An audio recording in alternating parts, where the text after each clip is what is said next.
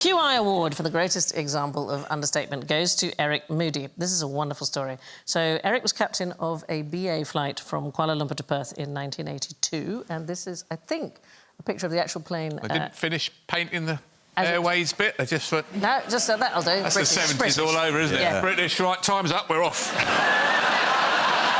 Finish it. No, that's it, we work into time.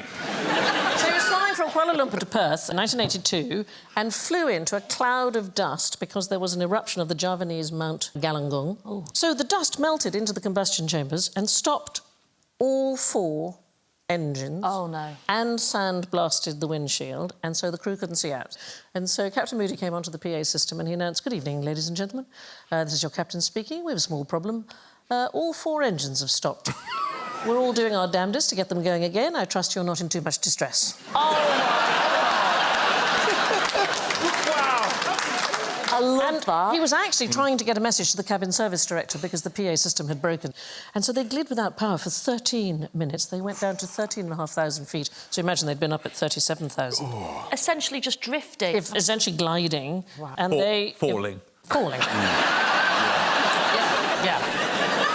So eventually they managed to reignite one of the engines, and then 9 seconds later another one, and they landed in Jakarta. So this was the route that they were taking. You can see there Mount Galunggung, and it exploded, this great eruption of dust, and this is what he had to do, gliding.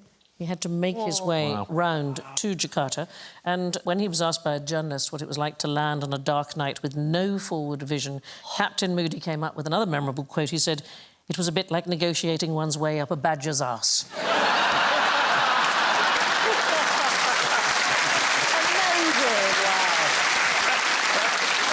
Ladies and gentlemen, please welcome Captain Eric Moody.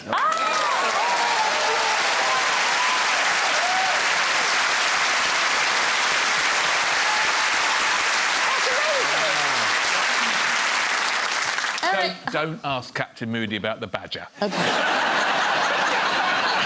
Eric, how did you stay so calm? Well, what else could I do? You're still so calm. All I wanted to do was get my message to the cabin service director.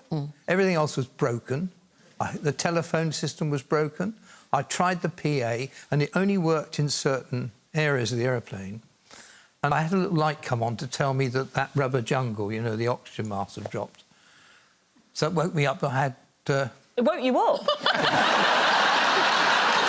There were 247 passengers sat behind me, and I wanted to get a message. I didn't know whether he knew what was happening. I needn't have worried because he was on the back of the flight deck when they all stopped, so he knew anyway. I was wasting my time. But I thought, well, what can I do? I can't get through, I can't shout. I'm flying the aeroplane because at this stage you couldn't get the autopilot to work.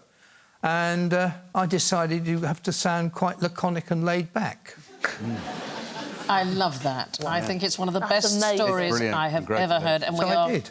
We are so privileged to have had you here in the studio. Absolutely. Eric.